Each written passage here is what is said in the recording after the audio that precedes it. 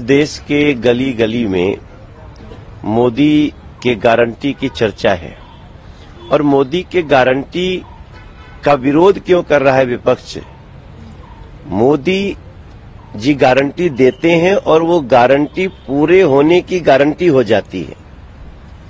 अब जिन लोगों ने 60-65 साल तक इस देश को चलाया, लूटा, इस देश के संस्कृति को रौंदा, वो लोग इसलिए परेशान हैं कि उनकी लूट की कमाई, उनके लूट के जाल, उनके भ्रष्टाचार के तंत्र पे चोट पहुंची है।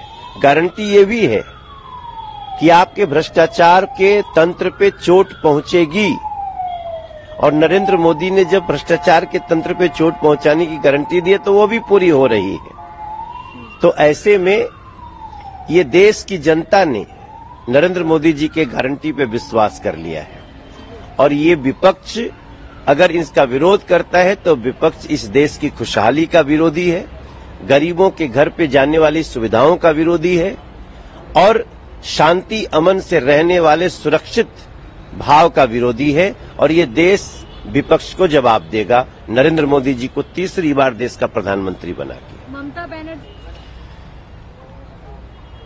टीएमसी का एक तंत्र बन गया है जो लोगों को डराना, धमकाना।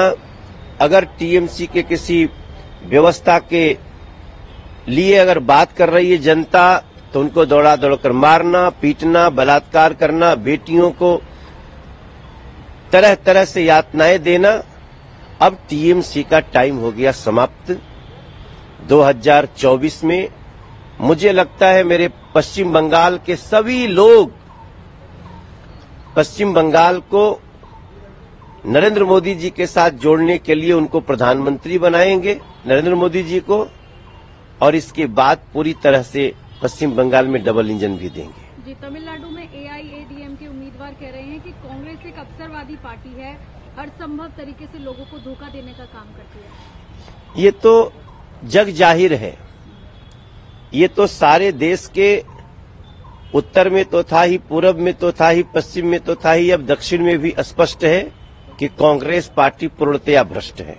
जी, अंसारी से भी उनके परिवार से मुलाकात की अखिलेश यादव ने उनके घर जाकर। देखिए, बहुत पुराना जो राजनीति का अपराध से मेलजोल हुआ, ये सब यही बातें हैं जो आप हमको बता रहे हैं।